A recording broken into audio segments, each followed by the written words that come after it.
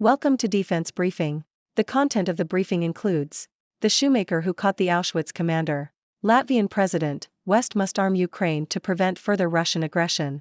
Without urgent aid and support, what kind of future awaits the children of Gaza? Arlene throws for a TD, runs for another as Navy rolls past UAB 31-6. College football winners and losers, another empty season for Penn State. The shoemaker who caught the Auschwitz commander. BBC. Captain Victor Cross, a British Army officer, played a key role in capturing Rudolf Höss, the former commander of Auschwitz concentration camp. Cross was sent to Germany with his team at the end of World War II to capture escaped Nazis. Höss was found living under the alias Franz Lang in a farmhouse near the Danish border. He was surprised in his pajamas and admitted his true identity within 10 minutes of his arrest. Höss was responsible for the deaths of millions of Jewish people during the Holocaust. After his capture, he provided information about the genocide and was later sentenced to death. Captain Cross never spoke to his children about his work during the war, so it was only after he died that his sons discovered the importance of his role in capturing Höss. The article highlights the bravery and determination of Captain Cross and the crucial part he played in bringing a major war criminal to justice. Latvian President, West must arm Ukraine to prevent further Russian aggression. Yahoo! Latvian President Edgars Rinkēvičs has warned that Russia is prepared for a long war and that the West must continue to provide Ukraine with security assistance or else Russia will be emboldened to threaten other countries in the future. He argued that if Russia is stopped in Ukraine, it will not be able to challenge other countries. Rinkēvičs also suggested that Russia is asserting its unexpectedly resilient economy, natural energy resources, and military production capacity for a very long war and intends to wage a campaign of attrition. Without urgent aid and support, what kind of future awaits the children of Gaza? The Sydney Morning Herald. Dr. Uni Krishnan, Global Humanitarian Director at Plan International, says that over 4,100 children have been killed during the current conflict in Gaza, and another 1,250 are missing and presumed dead. He argues that a ceasefire is the only way to save the children of Gaza and to give them a chance. Arlene throws for a TD, runs for another as Navy rolls past UAB 31-6. Associated Press. Navy defeated UAB 31-6 in a college football game on Saturday. Xavier Arlene threw a 45-yard touchdown pass and rushed for a 50-yard touchdown to lead Navy to victory. Rayuan Lane 3 sealed the win with a 97-yard interception return for a touchdown. Navy's defense kept UAB out of the end zone and shut them out in the second half. Arlene completed 7 of 10 passes for 94 yards and rushed for 109 yards. College football winners and losers, another empty season for Penn State. Washington Post. It's been another eventful weekend of college football. Here are some of the biggest winners and losers so far. Veteran foots bill for war memorial lights. BBC. An Afghanistan war veteran has paid £3,500 out of his own pocket to light up a war memorial in Aberystwyth, Wales for remembrance events. John Davies, who served in Afghanistan, said it was about giving those who had lost their lives the respect they deserve. Ceredigion Council said issues with their own lighting system would be repaired as soon as possible. Youth prison guard David Upshaw wanted to make a difference, but attack changed his life. Yahoo! David Upshaw, a retired cop and Army veteran, was attacked and severely injured while working as a guard at the Indian River Juvenile Correctional Facility in Ohio in 2022. Upshaw had formed a good relationship with many of the troubled teenagers at the facility, but Demetris Taylor attacked him when he was alone on his shift. Upshaw was struck in the head with a radio and sustained serious injuries. Taylor then unlocked other cell doors and several juveniles ran free. The incident highlights the dangers faced by prison guards at Ohio's 3 juvenile prisons.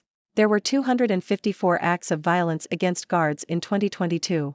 Staffing shortages and a lack of structure are blamed for the problems in the system, which makes it difficult to control the kids.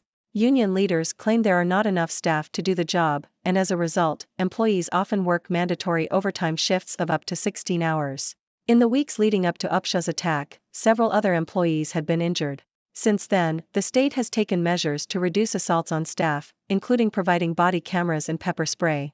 Upshaw's injuries were so severe that he has not been able to return to work and now uses a walker to get around. His wife Patricia takes care of him, but his health problems make it difficult for them to do everyday things and live a normal life. They hope to receive workers' compensation to cover some of the medical expenses.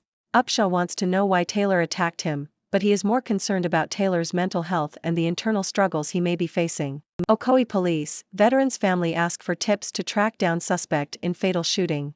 Yahoo! Police in Ocoee, Florida are searching for the killer of a 60-year-old U.S. Army veteran, Gregory Reed, who was shot while driving his vehicle. The incident occurred at a BP gas station near Silver Star and Clark Roads on January 11. Surveillance video from a nearby traffic light camera shows an individual stepping out of the vehicle from which the shots were fired, before driving off. Villari, Bellamy helped Syracuse snap skid with 28-13 win over Pitt at Yankee Stadium. Associated Press. Syracuse broke a 5-game losing streak with a 28-13 victory over Pittsburgh at Yankee Stadium on Saturday, the 100th anniversary of the first college game played at the original Yankee Stadium. Dan Villari rushed for a career-high 154 yards and had a 27-yard touchdown on a direct snap early in the fourth quarter, while Jaden Bellamy had a 23-yard interception return for a score. The game was played in the Bronx in commemoration of the first college game played at the original Yankee Stadium on October 20, 1923. Japan's U.S. corporate bond sell-off brings risks, Credit Weekly. Bloomberg. Japanese investors' reduced interest in U.S. corporate bonds could lead to reduced demand and higher borrowing costs for U.S. companies.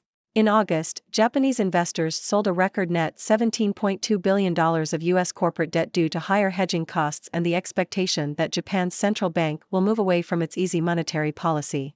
If this trend continues, it could lead to increased market volatility and reduced liquidity. However, the impact of this reduced demand will be mitigated by low issuance levels and a shrinking market share in the public credit space, according to one analyst. Ladies and gentlemen, it's your friendly neighborhood Six Doctor here, bringing you the latest news from all corners of the six dimensions.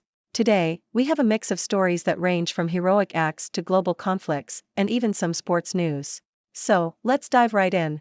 First up, we have the remarkable story of Captain Victor Cross, the British Army officer who played a pivotal role in capturing Rudolf Höss, the former commander of Auschwitz concentration camp.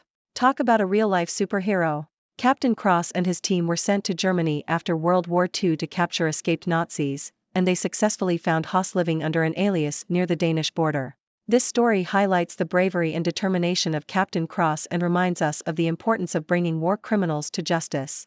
Moving on, we have the Latvian President, Edgars Rinkēvičs, warning the West about the need to arm Ukraine to prevent further Russian aggression.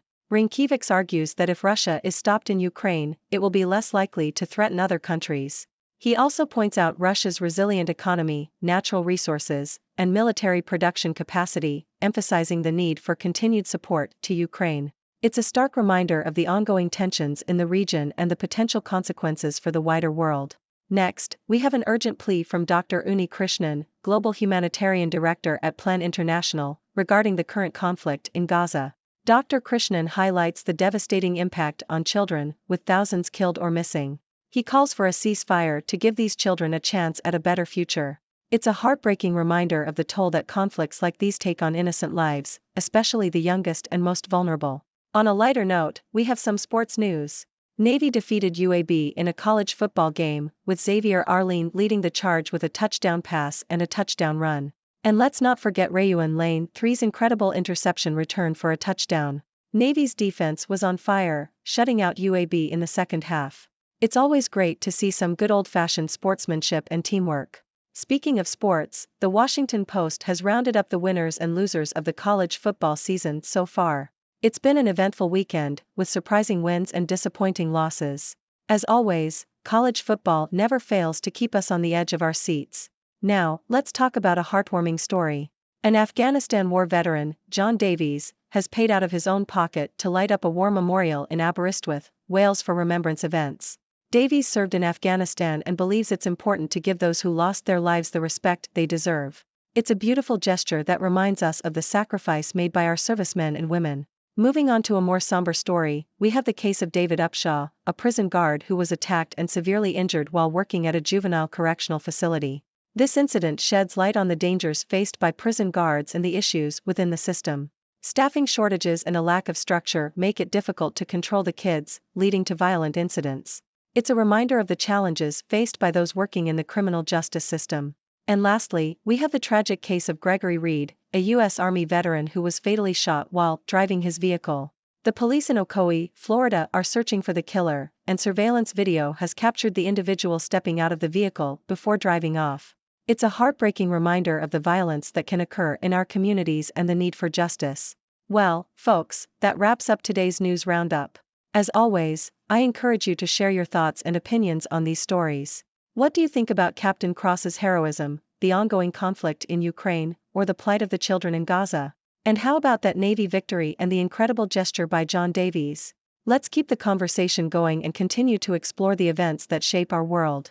Until next time, stay curious and keep seeking knowledge. Thank you for tuning in. The content above showcases the latest briefing reports and analytical synopses, thoughtfully curated by the 6Do team. These insights stem from a wide array of reputable media outlets, think tanks, government sources, and specialized experts worldwide. We encourage you to explore these sources for a comprehensive perspective. Keep in mind that while the content may not always align with the official standpoint of 6Do Brief, it's not meant to be taken as absolute directives for decision-making. Comprising seasoned media professionals, learned scholars, and accomplished scientists, the 6Do team embodies a trailblazing, fully independent media entity.